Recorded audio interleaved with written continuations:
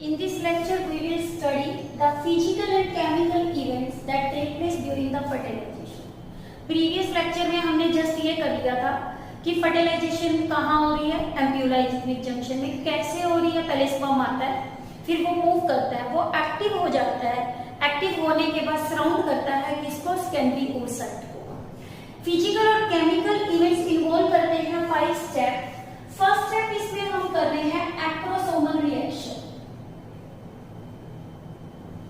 Acrosomal reaction, देखो acrosomal reaction क्या है। सबसे पहले ये डायग्राम किसका है, सेकेंडरी oocyte का। ये सेकेंडरी oocyte कहां प्रेजेंट है, फ्लोपियन ट्यूब में, फ्लोपियन ट्यूब में। अब इसने अपने आप को सराउंड कर लिया मैनी स्पर्म से, और जब बहुत सारे स्पर्म ने इसको यहाँ पे सराउंड कर लिया, अब ये यहां से पेनिट्रेट करेगा किसके अंदर, इस ओवम में। ये सेकेंडरी oocyte के अंदर जो न्यूक्लियस पड़ा है इसमें पेनिट्रेट करेगा। बस इसका यहां से यहां तक जाना, ये जो रोल प्ले करता है, ये किसका काम है, एक्रोसोमल रिएक्शन का। यानी acrosomal reaction take place between the sperm plasma membrane with the plasma membrane of ova. This reaction occur between sperm plasma membrane with plasma membrane of ova. अब देखो कैसे, ये क्या है, विटेलाइन मेम्ब्रेन, सेकेंडरी oocyte की membrane, इसे हम plasma membrane भी बोलते हैं। रेड लेयर आपको पता है कौन सी होती है, जोना पेलुसिडा। ये वाली लेयर कौन सी है, कोरोना रेडिएटा। यानी स्पर्म को यहां से यहां तक जाना है, तो इन सबको क्या है, रप्चर करके पेनिट्रेट करना है, कहां, विटेलाइन में। और इन दोनों के बीच में जो प्रेजेंट है वो क्या है, पेरी विटेलाइन स्पेस। ठीक है। सबसे पहले जब एक्रोसोमल रिएक्शन होती है, sperm come in contact with secondary oocyte, when secondary oocyte come in the fallopian tube. जैसे ही सेकेंडरी oocyte आ गया तो यहाँ रिएक्शन होती है एक्रोसोमल रिएक्शन। इस एक्रोसोमल के ऊपर आपको पता है क्या प्रेजेंट होते हैं, रिसेप्टर साइट्स होती है यहाँ पे। तो एक्रोसोमल रिएक्शन में सबसे पहले एक्रोसोम जब कांटेक्ट में आता है किसके, ओवम के, तो ये रिलीज करता है sperm lysine. Sperm after coming in contact with ओवा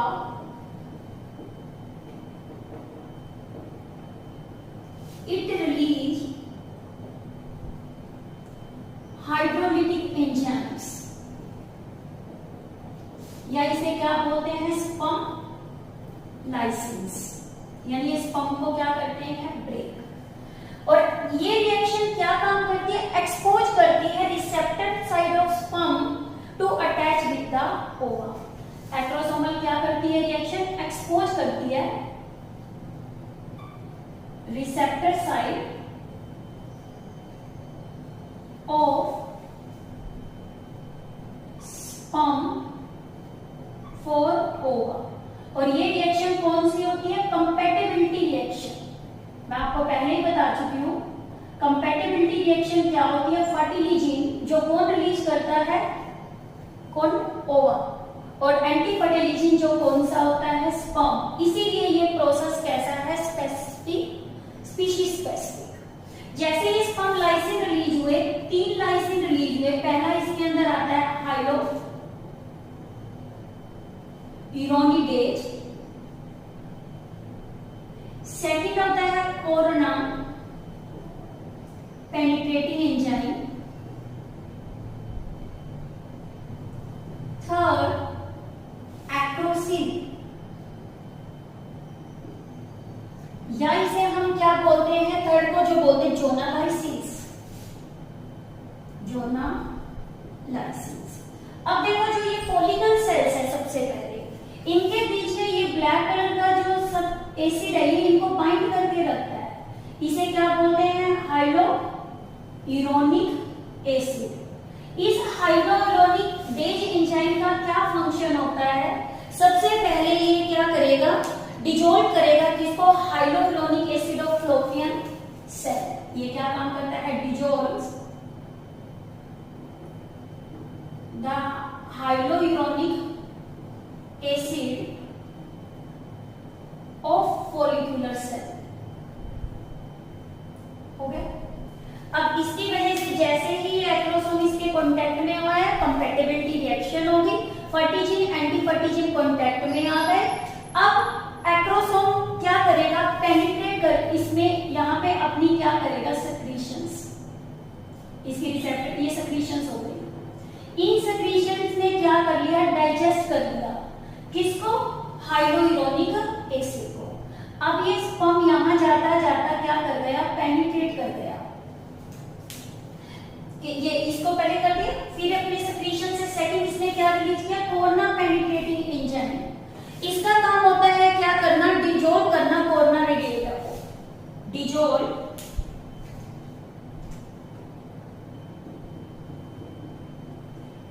कोरोना रेडिएटर। ठीक है। अब इसकी वजह से क्या हुआ, ये कोरोना रेडिएटर लेयर्स भी क्या हो गई, डिजोल्व हो गई। ये डिजोल्व हो गई तो ये स्पर्म अब यहां से मूव करके कांटेक्ट में आ गया किसके, जोना पेलुसिडा। ये स्पर्म यहां मूव कर गया, तो अब इसमें क्या है, एक्रोसिन और जोना लाइसिन, ये डाइजेस्ट करेगा, help to digest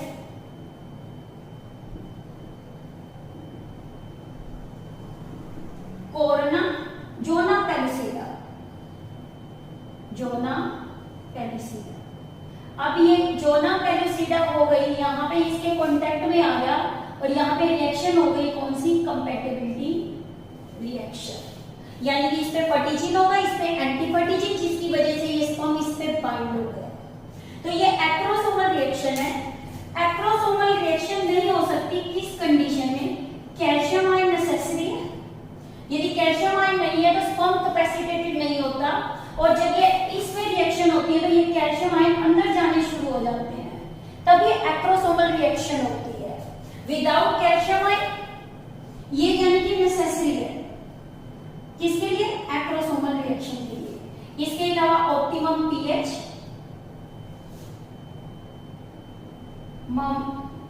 pH, temperature, ये कंडीशन भी क्या होती है, और मिनरल्स, मिनरल्स में कौन से, magnesium are needed for the acrosomal reaction. अब एक्रोसोमल रिएक्शन का क्या बेनिफिट है, ये डीपोलराइज कर देती है किसको, plasma membrane of the secondary oocyte। Acrosome क्या करती है, इट डीपोलराइज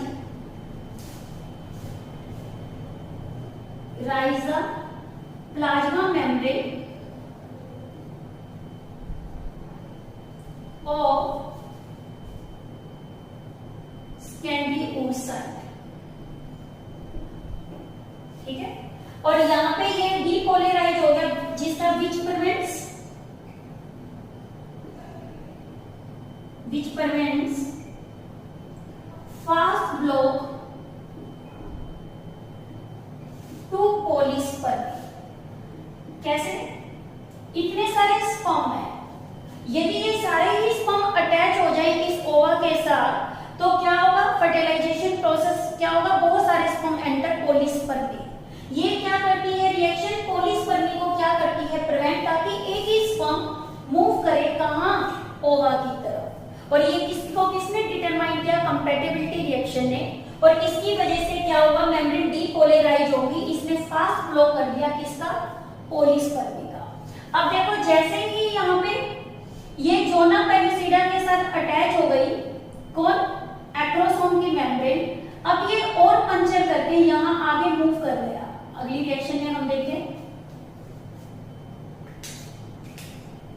ये स्पर्म इसको भी रप्चर करता हुआ कहां चला गया, आगे की तरफ मूव कर गया।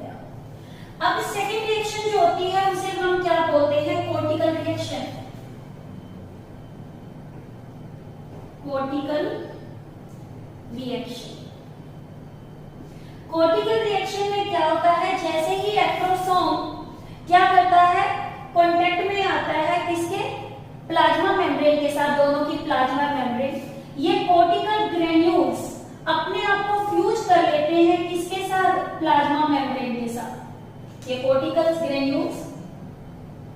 जो प्रेजेंट होते हैं प्लाज्मा मेम्ब्रेन के नीचे, ये फर्टिलाइज हो गए, अटैच हो गए, फर्टिलाइज नहीं अटैच हो गए किसके साथ, प्लाज्मा मेम्ब्रेन के साथ, और इन्होंने मिलकर एक मेम्ब्रेन बना दी जिसका नाम है फर्टिलाइजेशन मेम्ब्रेन।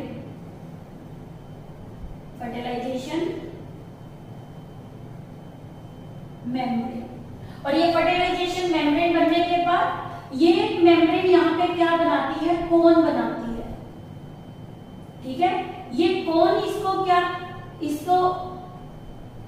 क्या बताया पहले मैंने, कोर्टिकल रिएक्शन बताई कि कोर्टिकल रिएक्शन के अंदर क्या होता है, फ्यूजन हो जाता है एग का, तो वो फिर क्या करता है, पोलिस्पर्मी को फिर रोकता है। कोर्टिकल रिएक्शन में क्या होता है, cortical granules present below plasma membrane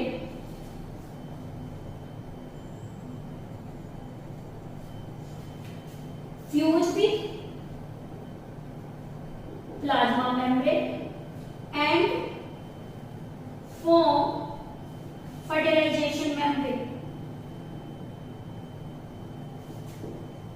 और ये मेम्ब्रेन का क्या काम होता है, ये काम करती है शॉर्ट ब्लॉक ऑफ पोलिस्पर्मी। ये भी पोलिस्पर्मी को क्या करता है, प्रिवेंट। वो तो फास्ट ब्लॉक था ऑन एक्रोसोमल रिएक्शन, और सेकंड जो है इसमें अब क्या हुआ, इसने अपना सारा कंटेंट रिलीज कर दिया किसमें, पेरिविटेलाइन स्पेस में, और जिसकी वजह से जोना पेलुसिडा और हार्ड हो गई। ठीक है, ये इसने अपना क्या किया, फर्टिलाइजेशन मेम्ब्रेन बनाई फ्यूज करके प्लाज्मा मेम्ब्रेन के साथ, और जिसने इसमें श्योर ब्लॉक का काम किया किसके लिए, पोलिस्पर्मी के लिए, and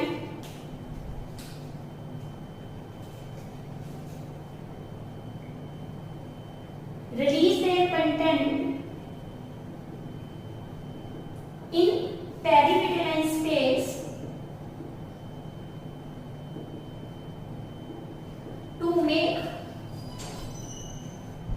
zona pellucida more hard।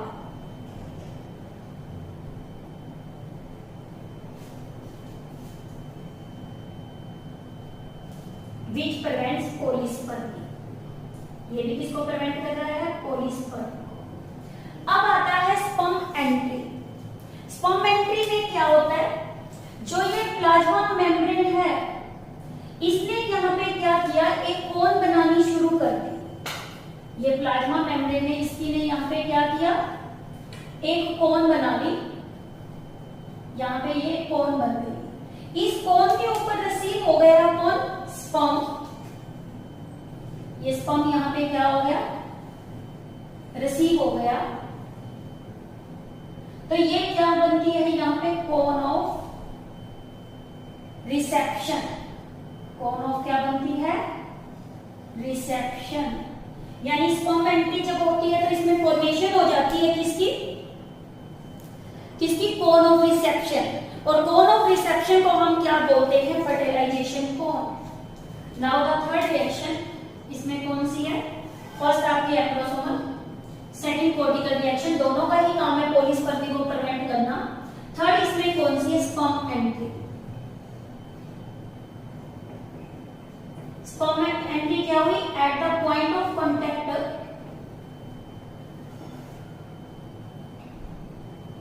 Of sperm with ovum a fertilization cone is formed with ovilus can be oocyte।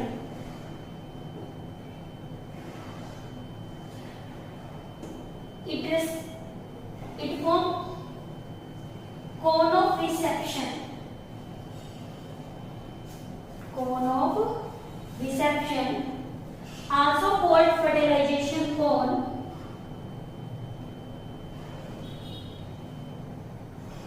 to receive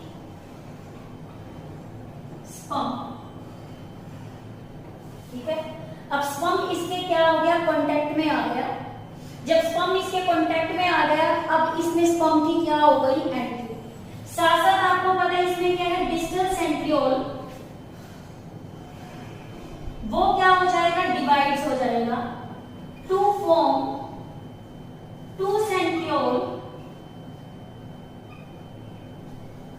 which form mitotic spindle?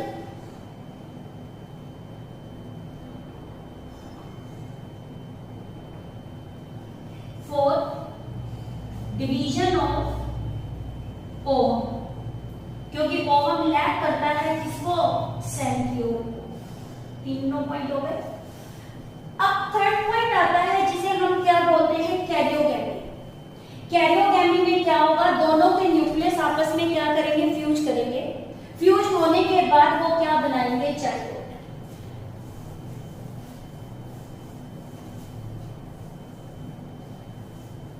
Fourth point इसमें कौन सा है? कैरियोगैमी, या इसे बोलते हैं एम्फीमिक्सी। कैरियोगैमी या एम्फीमिक्सी। स्पर्म एंट्री क्या करेगी? Sperm entry stimulates the secondary oocyte to complete second meiotic division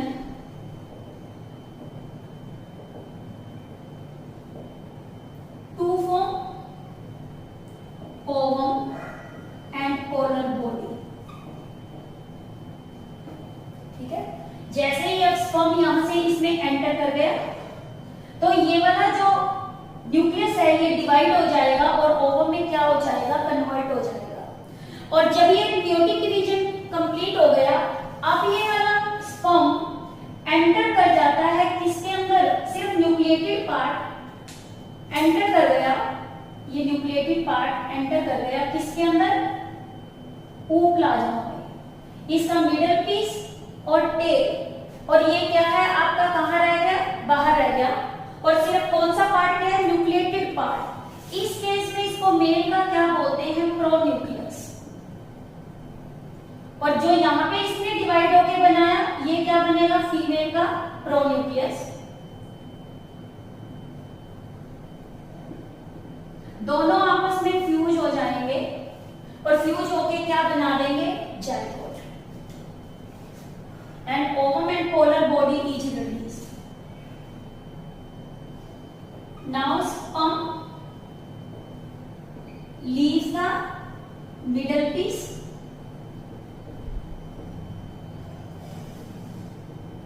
and tail, only nucleated part comes into ooplasma.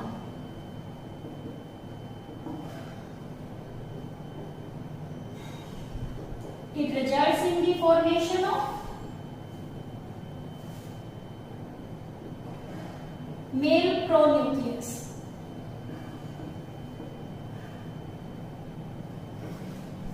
And in ovum, female pronucleus present.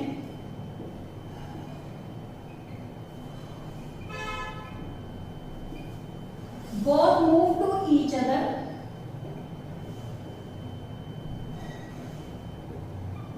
and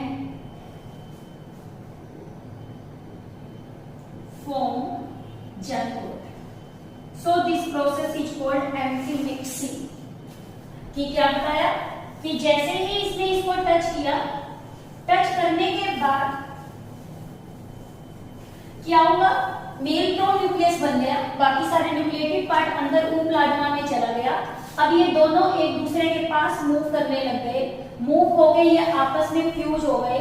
fuse हो गए, इन्होंने क्या बना दिया? जाइगोट बना दिया। ठीक है, लास्ट स्टेप इसमें आता है आपका फिफ्थ, एक्टिवेशन ऑफ ओवम या एग। कि इसके लास्ट स्टेप के अंदर जो एग फर्टिलाइज हो गया, इसमें अब सेल्यूलर रेस्पिरेशन रेट और प्रोटीन सिंथेसिस रेट क्या हो गया? इंक्रीज हो गया। Sperm entry,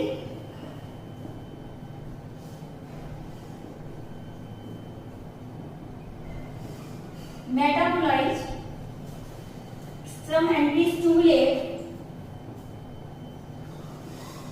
metabolism of zygote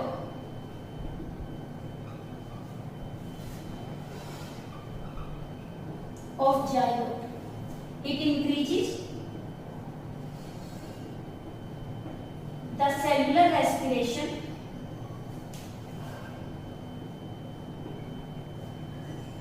and protein synthesis. इसके बाद ये एग जब फर्टिलाइज होके इसमें क्या बन गया, जाइगोट बन गया।